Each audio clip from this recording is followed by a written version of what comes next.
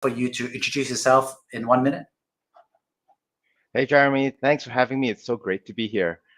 So my name is Hsiang. I grew up in Malaysia. I was there for 18 years of my life before I came. I studied in an international school in Malaysia. Loved growing up there. But as I grew older and looked for more opportunities, I was so fortunate enough to have my parents to go to the UK to study, where I went to university in London. Did a degree in philosophy and economics, and then did a conversion course into law, where I then started my career as a lawyer practicing in London. I worked for a magical law firm called Linklaters for quite a number of years. I was at Linklaters for 12 years, where in that time I spent a better part of it practicing as a structured finance lawyer. And then later on, I pivoted. I got that opportunity because I helped to create a in-house legal tech startup at Linklaters called Nakhoda. And our mandate was to look for innovative solutions using technology for lawyers. I got to work with data scientists, computer programmers, product managers, and I absolutely loved it. And that gave me the bug for legal tech and product design. I did that for 6 years, some of that time in London and some of that in Asia, Hong Kong, and then looked after the region, after sort of the APAC rollout of the tools that we created. And I frequented Singapore, Japan, Thailand, and of course, Hong Kong, physically located. For a number of years, really loved it. Helped. Big learning for me was about educating people to use technology, especially in a traditional industry like law, where the mindset is usually very traditional, and how you convince people to do something different was a big learning for me. And really enjoyed that journey, and then discovered SeedLegals, which is another legal tech that for startups and helping startups with the legal journey, especially around fundraising. When I discovered SeedLegals, I thought this is an amazing opportunity. This is a great company that at the time only existed in Europe. And I thought about expanding. Have you thought about Asia?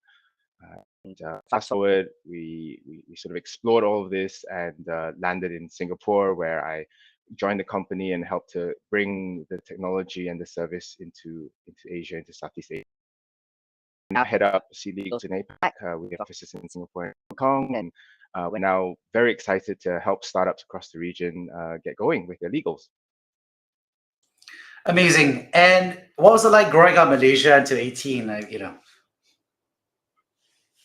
was amazing. I loved growing up. I actually don't have any bad memories of Malaysia. I love my country. I encourage anyone listening to this to come and eat, to come and makan in Malaysia. The food was amazing, still is. I have to say that COVID was very tough because I was away for 3 years. And in those 3 years, I missed the food so much. Don't tell my mother, because I say to Mom, I just missed the food, and she says, well, what about me?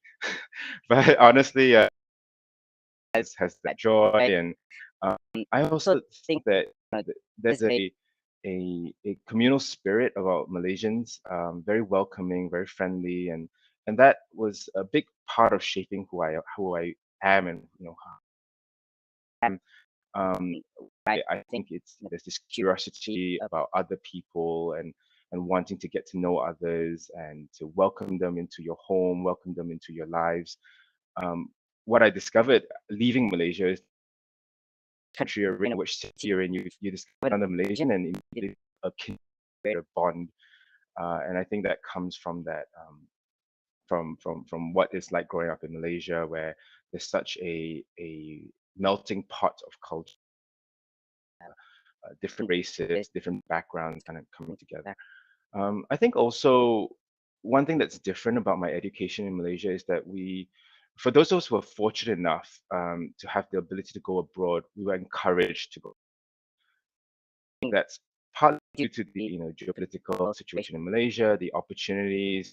Really growing up, we were always taught if you can go abroad, get the experience to either study and or work abroad, it's really, really good for you. And so growing my parents instilled that mindset in me, and I always try my best to look for an opportunity abroad. And I was fortunate enough to be able to go to the UK and travel and experience. I've been away from Malaysia for almost 20 years now. So it's been an amazing journey. Amazing. And what's interesting is that, you followed, I think, the route, of course, of many Malaysians who are studying abroad, especially in the UK. And what's interesting is that you also chose to be a lawyer, as an undergraduate, right? So what kind of like triggered that start to be like, I'm interested to be a lawyer or study the legal profession? Yeah, I'm controversial, which is that I didn't. Actually, to study my first undergraduate degree was in philosophy and economics, and how that came about was because my father was a lawyer, and I said to my father, I don't want to be a lawyer because you're a lawyer, and I don't want to follow this traditional path that son becomes like the same route as your father. So I did the 3 years in philosophy and economics, and it was around the time of the Lehman's credit crunch. So when I graduated, I had two choices. Either I pursued what I learned in philosophy and followed academia, which I did not want to do, or I used economics and go into finance, which, as I said, during the Lehman crisis was probably a really bad time to do it. So I had to think of another alternative. And like I said in just moments earlier, we were really encouraged to stay abroad as long as possible, find a way to stay in London, where I really, really wanted to be. And the visa requirements is actually very, very tough. You need to be earning a high enough salary and be working for an international organization, which limited it to very one of those being in the legal industry. And that's actually what got me curious about jumping into the legal profession. Uh, so then I started exploring, and I discovered these international magic, and that they would sponsor my visa. They would also sponsor my law school, and obviously it was a great profession. And more importantly for me at the time, the firm that I chose, Linklaters, was expanding, opening offices everywhere, and offered the opportunity to travel and to have that international experience. And that's what got me the hook into joining this profession, because I wanted to be exposed. I wanted to travel with clients across the world. I wanted to cross-border deals, and boy, did I do that. At Linklaters, I was always working on cross-border deals. It was very enjoyable to meet new people, to learn how they think, and also to work with companies all over the world. Right, we often had front page FT deals that I was working on, and it was very exciting. At the same time, I was also developing a lot of very transferable skills. So negotiation, analytics, communication, writing, reading font that is like font size 6, and actually trying to come up with how to understand what that means, and analyzing what that means for the client. And is what shaped me to be able to get all those transferable skills and move on into other aspects of my life. Amazing. And it's interesting because your father was a lawyer and you didn't want to be, and then you kind of got there because of. And thank you for being so honest and frank about what were the realities of having to make that choice. I'm curious about when you watch your father be a lawyer versus you being a lawyer today, right? I did the math a little bit. So as a kid, you probably observed him working as a lawyer, where you are the same age roughly today, right? So are there any parallels or reflections or echoes through time of him being a lawyer and you being a lawyer now? Yeah, I should couch it a little bit more by saying that my father was a barrister and I became a solicitor. So they are two very different aspects of lawyering. And just to share with the audience, barristers tend to be the ones that go to court and defend an accused. Whereas as a solicitor, I tend to work in large teams, work with more documentation, negotiation, and because I was in the area of finance, it tended to be more deal making. sense it was different in terms of what we were doing, but the similarities, to go back to your question, is that at the end of the day, you're really just helping someone else. You're helping to achieve, helping someone else achieve what they set out to be, whether it's trying to stay away from, whether it is trying to buy a large company or take out a large loan or whatever it is. You're just trying to help someone else. And I think that's ultimately what drew me into the profession. It's also what I enjoy doing as a big lawyer, helping my client, whatever they're trying to achieve, or helping a startup founder today trying to get his business idea going but needing help with complicated legals. So I think others that really appealed me to this profession.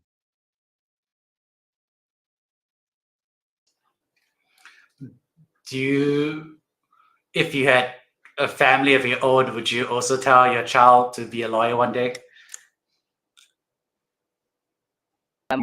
I would not stop him or her doing it. Reverse that. I think it's difficult to say don't do it. It's difficult to say do it. I think I've learned a lot of challenges. And if I had a child, or if someone came to me for advice, I will be very candid and honest. It is a tough profession. It's very demanding. It's getting more and more competitive to enter and to stay.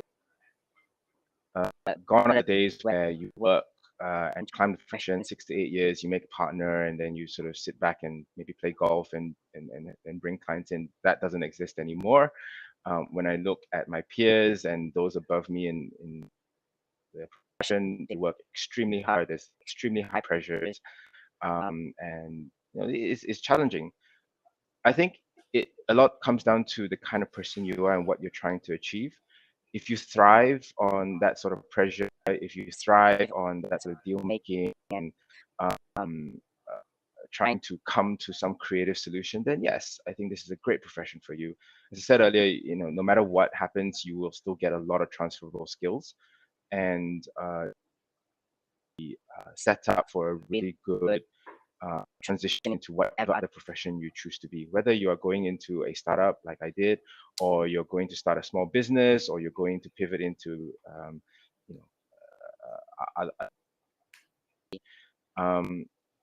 often young lawyers or to-be lawyers, so maybe law grads, ask me this very similar question, and they say, actually, should I apply for a training contract, graduate program to become a lawyer?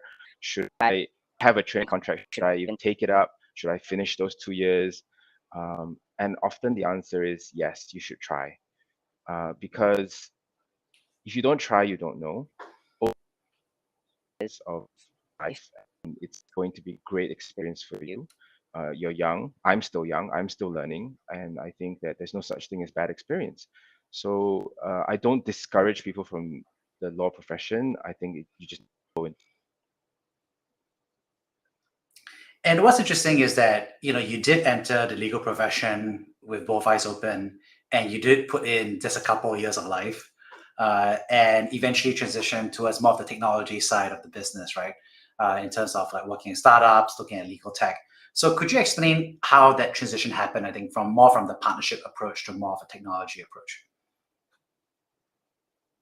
The transition, well, I think for me, wanted to see the bigger picture of things.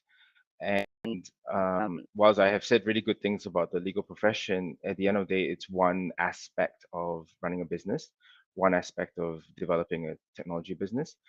And so for me, I was always curious about tech. I was curious about running a business and how the strategy, the go-to-market, building a team, working with competitors, working with partners, all that kind of stuff was very, very.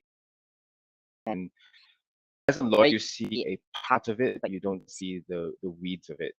By the time a client comes to you and asks you to document something or negotiate something, a lot of the commercials tends to already have been done. So I think it's that curiosity that kind of made me want to explore further. Also, I was just a geek. I enjoyed looking into technology. I loved when I was young, I played games, and one of those types of computer games was actually a text-based multi-user dungeon, so a MUD. And what it is really, it's just text. You type in commands and you say go left, and then the description that comes up on the screen. You're in a farmland. On your left, you see a tree. On your right, you see a path. Do you walk towards the tree or do you walk towards the path? And you say walk towards the tree. You type it in and you go and you take a step forward. And I really enjoyed it. It was the text and it was the creative was speaking to me. But I just thought, wow, that technology is actually not that complicated, but you can create something so amazing and have such a wonderful experience as a child when I was growing up playing these games. And so I just thought that, wow, with accessibility of tech to lay people like me who not do a computer science degree, but yet I can work in the industry and I can actually help to build something useful and helpful for other people. That was very appealing to me, right? But in the 8 years that I was in practice, I realized that there were a lot of things that could be done better, faster, more efficient, more accurately by using technology. And so for me to combine what I knew law plus in technology and then eventually my experience in technology to create something even better for people trying to consume legal services. Whether that is using automation, the documents that you create, or even simple tools like tracking the status of things or signing documents, or you could use AI to analyze documents as with NLP getting more, which is natural language processing, accurate these days. You can use that to help you to at least run a first pass through documents and pick up things that could be relevant to the client. This is all very exciting, right? This is making lawyers even better at what they do and helping clients to be to get to the endpoint quicker, faster, and better. And that's what's really, really exciting for me. Well, you kind of got me with the whole flashback to multi-user dungeons, mud games. I used to play a game called Archon, so totally understand what you mean by that. And I think what's interesting is that obviously you built technology. What has been, I think, the difference in personal or professional lifestyle slash approach that you've had to do when you've moved from to some extent one side of the business to a more technology focused approach, right? Which is like legal tech versus the legal industry. Great question, Jeremy. So I worked in a big institution, big corporate, and with that comes structure. It comes with a very, very nice office, and you're expected to be a part of all of that, right? Yes, there's more remote working these days because of COVID, but by and large, you're in an office and support around you. We had HR, we had accounting teams, finance teams. In a big law firm, heck, like even in London, we even had like a doctor's office, a laundromat downstairs. There was a gym downstairs. To leave the office if you didn't want to, you could sleep there. We had beds there to sleep. Now I work for a startup and I spend most of my days working from home. I roam around to coffee shops. I have a great list of coffee shops in Hong Kong to work from. So if anybody wants to know that, let me know. I roam around in co-working spaces. My team is full remote. Half my team are in Singapore, half my team are in Hong Kong. So we can never always be in the same room at the same time. So how do you make that work? And how do you meet up enough physically in person to ensure you get the best of in-person meets, but yet at the same time respect and also take advantage of the working. And I think for me, the biggest challenge stroke opportunity is being more disciplined with my time, being more structured with my time. I do think there's a certain aspect of into an office that frames your mindset. Like when I step foot into this office, I am in work mode and I'm going to get my stuff done very diligently. when I step out of the office, then I have a slightly different mode. Home all the time, I have to be disciplined. And just to my left here, I have a big snack corner and a lot of beers, and that is very distracting. So how do I actually stay focused? How do I get stuff done? And I think that that's one of the big challenges. But at the same time, like I said, the flexibility is brilliant. I get to decide how I spend my time, my day. Um, I have lost a lot of weight in a healthy way since leaving the law firm. Play tennis, go running, go to the gym, fit into my day, and yet still be really productive with my team and with my work. So yeah, it's double-edged sword, but at the end of the day, it comes down to your own discipline. I think the other aspect is also just the support that I once took for granted in a big corporate, like I said, HR, finance, all that kind of thing. If you start your career in a place like that, I was guilty of just taking it for granted. Stuff done, like got my pay on time, leave got approved, I got benefits, etc. And I just thought, wow, this must be like what working anywhere else is like. And now in a startup, I really understand that that's a real perk, it's a real benefit. Don't it. Um, hard, HR stuff is hard. The admin stuff is boring but essential. And so, we still have to make things work within a startup. And I'm very blessed because my team, sometimes if things slip because a bit of admin was missed, then we just do our best to correct it. And I think that's where the difference is. Now people, because I work in a smaller team, everyone is a lot more aware of what goes on in running a business, as opposed to being in a big corporate where you just kind of work in your own silo and your own work stream. And I enjoy that. I like the aspect of being more broad and seeing things from a different, seeing how different people's experiences come together and can make things better. The sum of the parts equals the whole. And so I really enjoy that collaborativeness in a startup that is absolutely necessary. Yeah. Amazing. And you're really describing the experience of a lawyer working at a startup, working on the law side for other startups. So a bit of a legal inception here. Why work on law for startups, right? Because all the other startups in the world are like that, right? Which is HR isn't working well, pay may not be on time, and probably legals are not really in order as well. So what challenges do you normally see with other startups who are struggling with basic processes, let alone investing in, I don't know, the legal side? So what's the pitch here? It starts with you don't know what you don't know.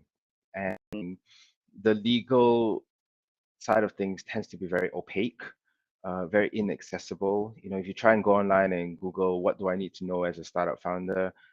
Probably can't find it unless you land on a SeedLegals page. It's so opaque, right? Like you, as a founder, you know that the legal is important, but unless you yourself have some sort of legal background or have been a business owner before, probably don't know the full extent of it. And I think that's the attraction for me anyway, because I get a lot of personal satisfaction when I sit down with a founder and I say, okay, tell me what you know, tell me what you want to achieve. And we have that conversation, and not very long after that, I can open their eyes and tell them a few more things that they should be aware of, or give them a few more ideas of how they could achieve what they want to achieve in a legal and also a commercially viable way. And I think that's very, very. And I think why this particular sector, i.e. startups, for me personally, is because when I was at a big international law firm, the clients that I worked for tended to be much more sophisticated. They tended to do the thing, whatever it is they were trying to achieve, they were doing kind of already knew what they needed to do. And then they engaged me, the law firm, to do it. But here, startup founder doesn't really know. And so when you can open their eyes, when it's very, very rewarding, because you're really helping people who need the most help. Also, when I was working in a big law firm, I was very, very expensive. But the clients that we worked for could afford them, right? They're private, large financial institutions, banks. Now we're working for startups, and it's not that they are poor, but capital is stretched most times, and so most startup founders, at stages before SeedLegals existed, had options. One is they have to go and find a law firm, and it could be quite expensive. Or two, they go online, go into Google, try and download something, and then tailor it themselves. Ask, they know went to law school, and ask them, oh, do you mind helping me? I know that you specialize in divorce cases, but I'm trying to set up a company. Can you help me just do this? Neither of those are really viable or good options for a startup founder, and that's where I think the appeal of what we're doing is there, because we can use the technology, we can make the service a lot more affordable, and therefore the startups can have that, the services that we provide. Everything that is on the platform has been vetted by lawyers. It's in compliance with local jurisdictions. Importantly, also, because we've been doing it for so many years, because we've been collecting data along that time, the documents, the services that we provide is all informed and driven by market practice, right? We've serviced over 35,000 startup investors in the years gone by. We open 50 funding rounds a week now globally. And so because we're a tech company, we're collecting that data and then using that to improve the product as we go along. And so the next startup that comes along really takes the benefit of all that accumulated knowledge, experience sharing. So they're really getting cutting edge services, at like I say, an affordable price point, because we can use the technology to scale up the provision. And I think that's what's really appealing. Like, we're really helping people who need the most help.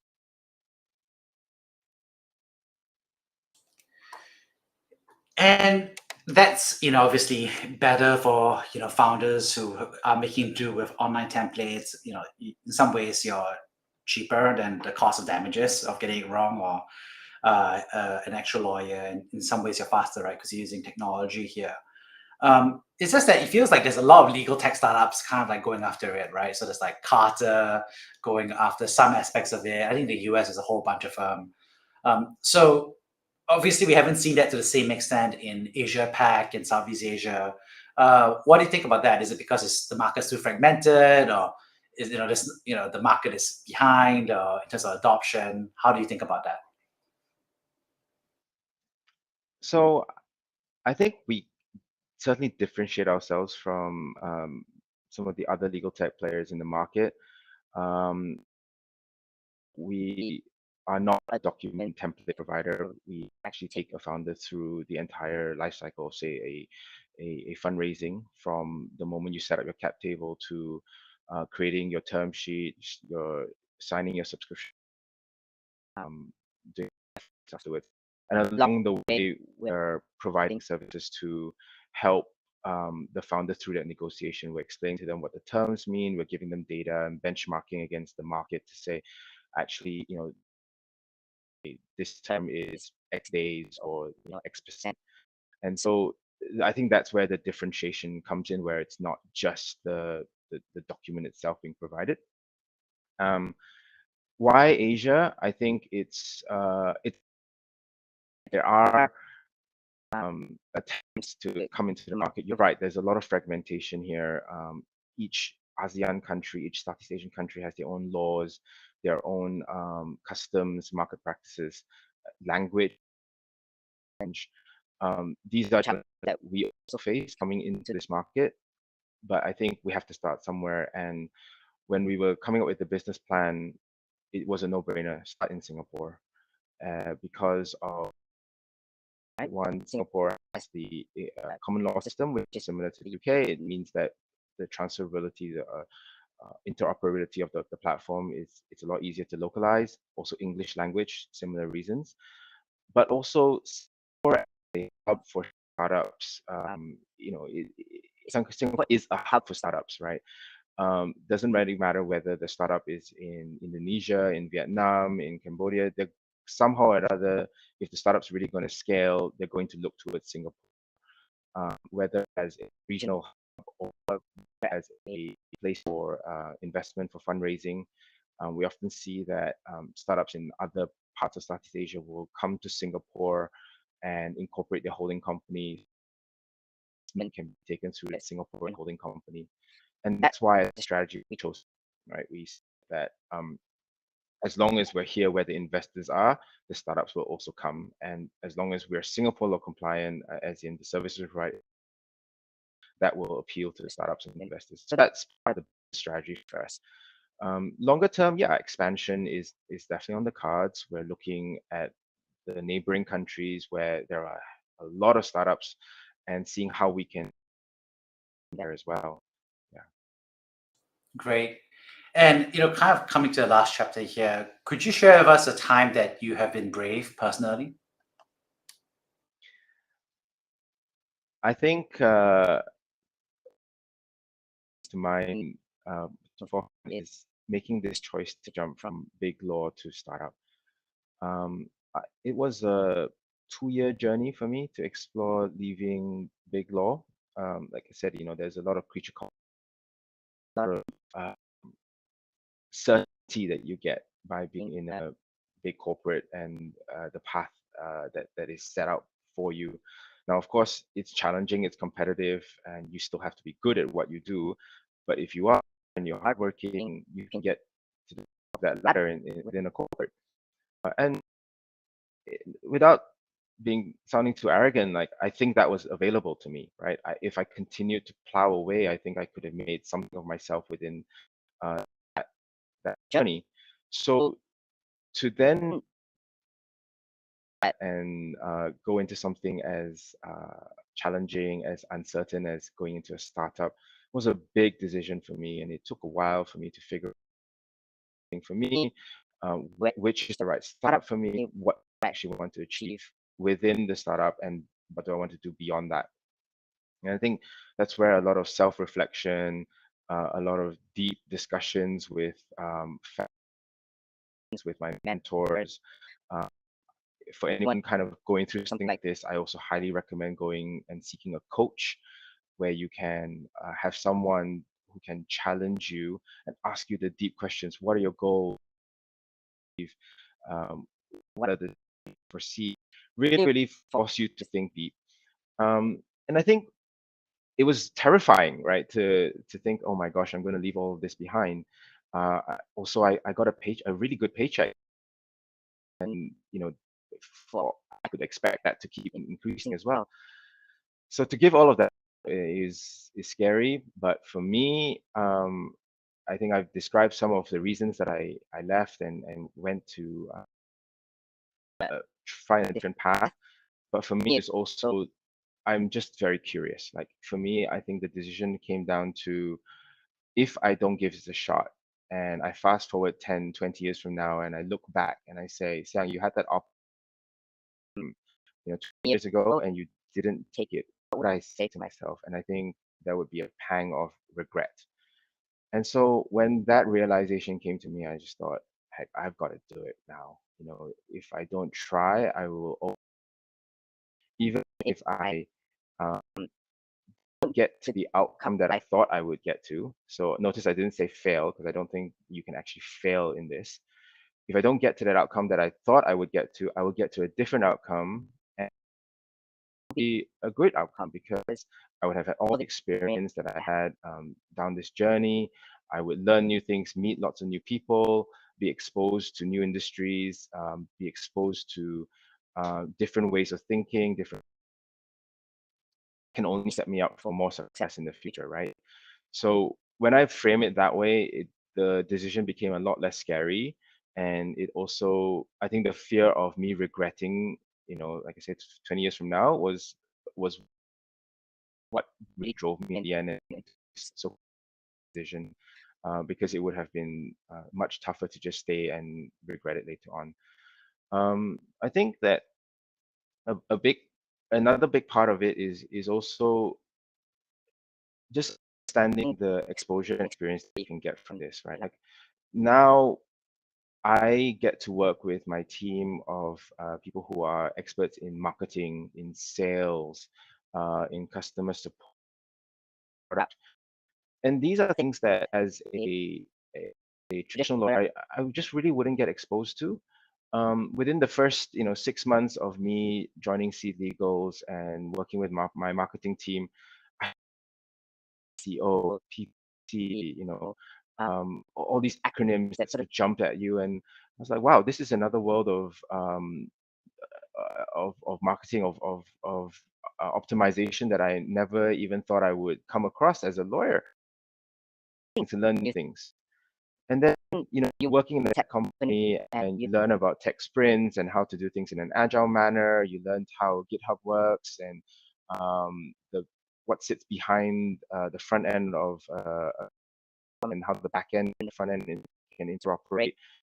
You get to work with partners and you sort of talk about integrations, whether it's at a service level or at a technology level with APIs. And again, these are very, very exciting things that you don't really get as a lawyer. So once, even 6 months into my job, I knew that I made the right choice because I was learning so many new things. And so for me, it's like, be brave. Ask yourself why it is you want to do what you take the leap, because the experience you get taking that leap, you won't regret, right? You will just have so much more opportunity that will open up, many more doors that would open up after that. And what's interesting is that you shared about how, asking yourself the questions that, are hard to ask, right? And what would you say are the hard questions that, people don't really ask themselves?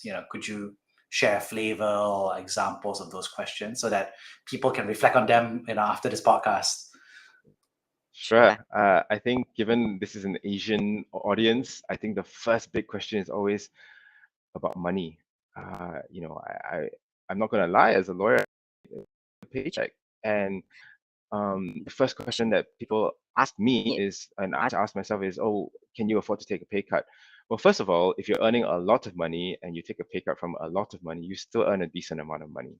So, I think ask yourself, how much money do you really need? I was fortunate to have worked for a period of time now, so I have savings.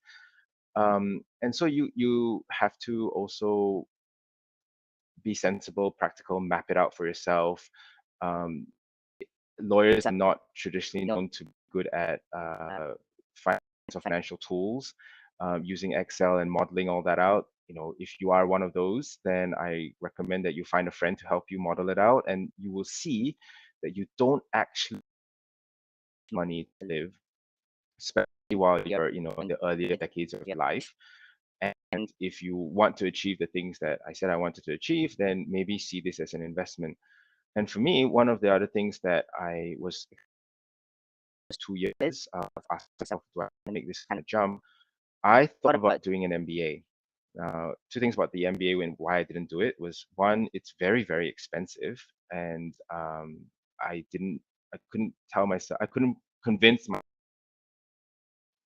would benefit sufficiently by throwing all that money into school. And two, I guess it was during COVID, so the networking aspect of it would be lost because I wouldn't be able to do it in person. I found a job where actually I'm learning that I probably didn't do the MBA, but now I'm getting paid to do it. So in some ways, I'm actually getting paid to study, to get experience, to get education, and would argue that I would come better for after this experience than maybe a graduate from an MBA school. So I think it's about framing the mindset as well. And I think the other hard question to ask is also about the external appearance, the external validation. Again, from an Asian angle, right? Being a lawyer is prestigious. It's, or people respect you for it. I carry pride when I say that I am a lawyer, and you have to also ask yourself, are you prepared to switch that? And reinvent yourself and label yourself, because there'll be aspects of society that will have a different perspective. So those are hard questions you have to ask yourself, and you have to be prepared for it, for the change. But for me, I look at the risk reward, I look at the reward, and I think so. Take the sacrifice. Wow, thank you so much for sharing all of that. I'd love to wrap this up by recapping, I think, the three big themes. The first, of course, is thank you so much for sharing about your time growing up in Malaysia, and your remembrances of your father's own path, and how you actually made your own set of decisions based on the realities, but also I think the pragmatism to become a lawyer eventually yourself, and what you learned there. The second, of course, is thank you for sharing with us quickly about, I think, the legal profession and legal tech and startup law, and I think a lot of the various dimensions that one should be thoughtful about in terms of picking the right provider, but also being thoughtful about what are the more advanced tips about what to do if you're in the industry yourself. And lastly, thank you so much for sharing what I call deep career questions, right? At least some of the self-reflection around your, like you said, personal income, from how much do you make to how much do I need to survive to, what is it that I want to do with my life. So thank you so much for coming on the Brave Show. Thank you for having me.